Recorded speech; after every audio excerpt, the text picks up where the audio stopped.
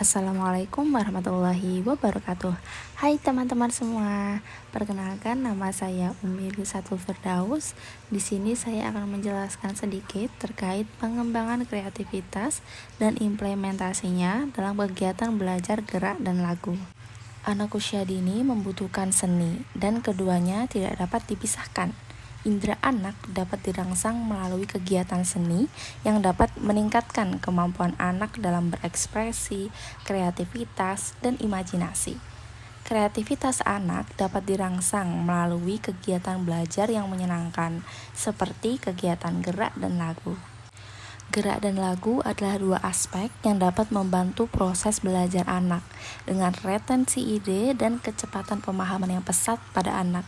Teknik belajar melalui gerak dan lagu memungkinkan terfasilitasinya gaya belajar seluruh siswa, sehingga dapat menimbulkan pengalaman belajar yang menyenangkan. Belajar melalui gerak dan lagu dapat melibatkan indera berbicara, pendengaran, penglihatan, dan emosi yang membantu memperkuat daya ingat anak. Selanjutnya yaitu tahapan belajar gerak dan lagu. Gerak yang dihasilkan dalam gerak dan lagu hendaknya mempunyai tujuan dan mampu menyampaikan isi pelajaran. Kemampuan gerak anak usia dini harus menjadi pertimbangan dalam menciptakan gerak dan lagu bermakna yang menyampaikan isi pembelajaran. Seorang anak yang melihat gerakan yang sesuai dengan keterampilan motoriknya, anak akan dengan senang hati menirunya. Selain itu, lagunya perlu disesuaikan dengan kepribadian anak. Lagu anak usia dini memiliki nada yang tidak lebih dari 1 oktav dan kosakatanya cukup sederhana untuk dipelajari oleh anak. Tahapan gerak memiliki 3 tahapan, yaitu yang pertama menirukan, manipulasi, dan sederhana serta apa adanya. Untuk tahapan gerak menirukan, ketika anak mengamati hewan terbang, anak meniru gerakan burung terbang dengan merentangkan kedua tangannya yang digambarkan sebagai sayap.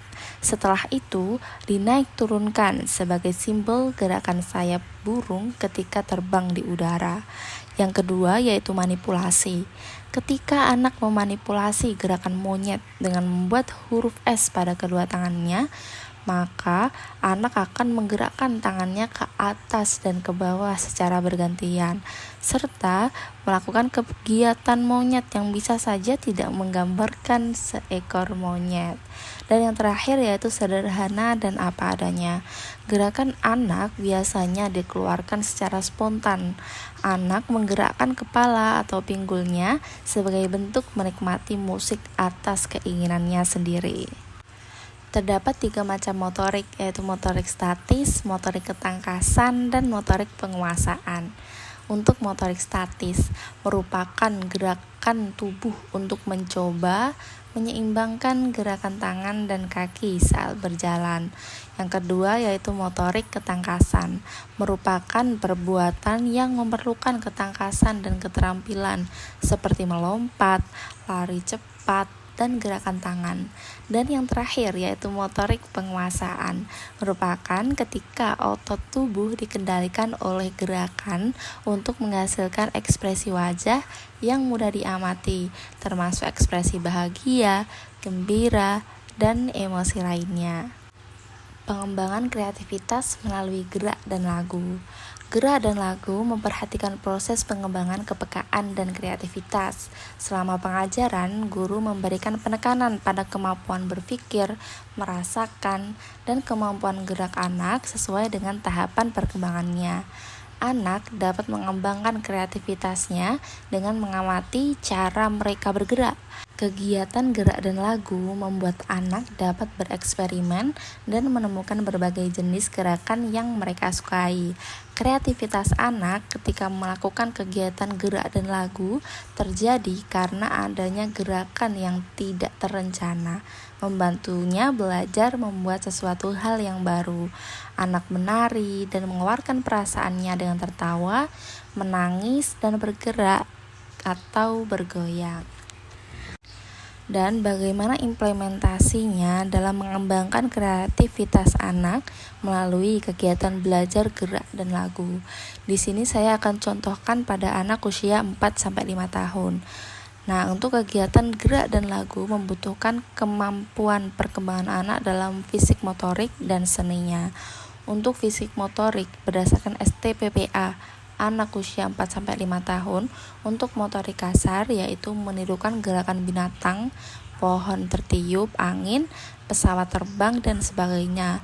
Yang kedua, melakukan gerakan melompat, meloncat, dan berlari secara terkoordinasi. Dan yang ketiga yaitu melakukan gerakan antisipasi.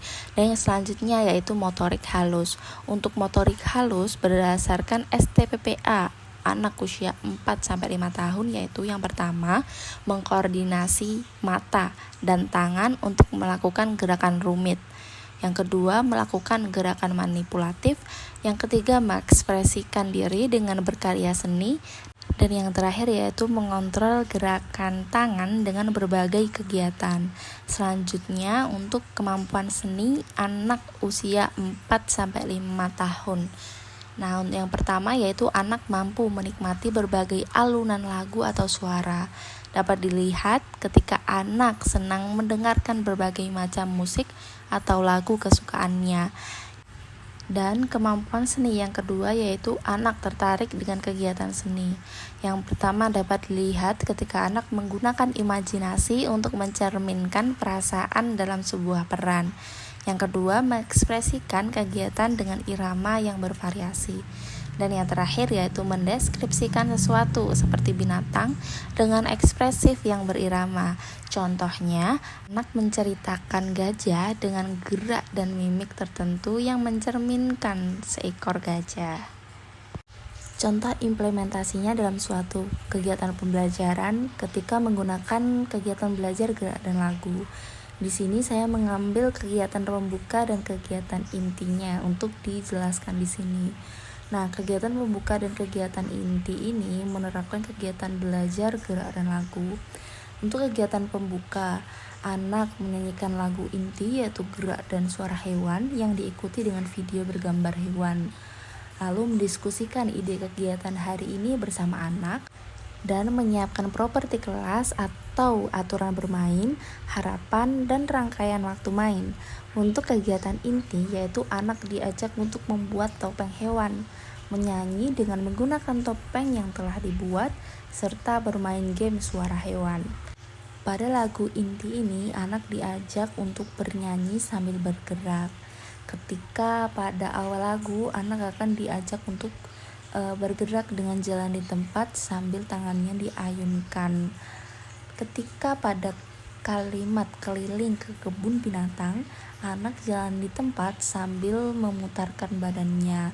Setelah itu, pada kalimat riang gembira aku melompat-lompat, anak akan melompat-lompat ketika menyebutkan kata melompat-lompat.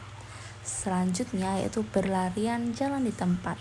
Pada ini anak lebih keras berjalan di tempatnya. Jadi yang awalnya sedang atau lambat berjalan di tempat, pada kalimat berlarian jalan di tempat, anak akan lebih menggerakkan kakinya untuk berjalan di tempat. Selanjutnya yaitu tengok kanan ku melihat monyet.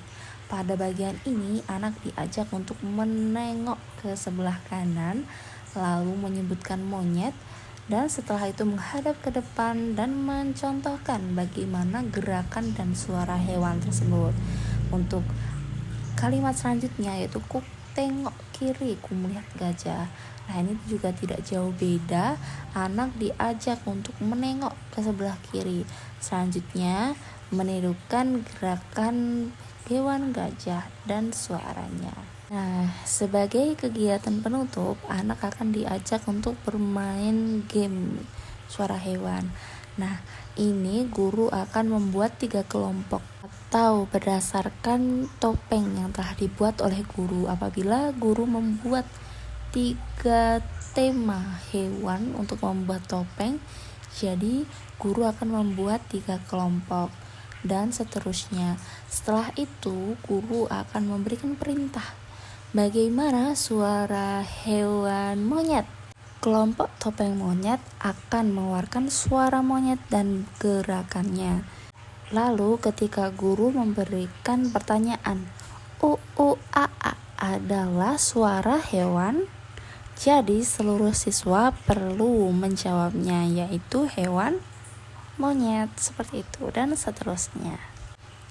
Nah, begitulah teman-teman penjelasan dari saya bagaimana pengembangan kreativitas dan implementasinya pada kegiatan belajar gerak dan aku.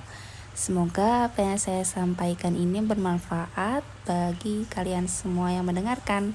Terima kasih yang sudah mendengarkan sampai akhir. Wassalamualaikum warahmatullahi wabarakatuh. Bye bye.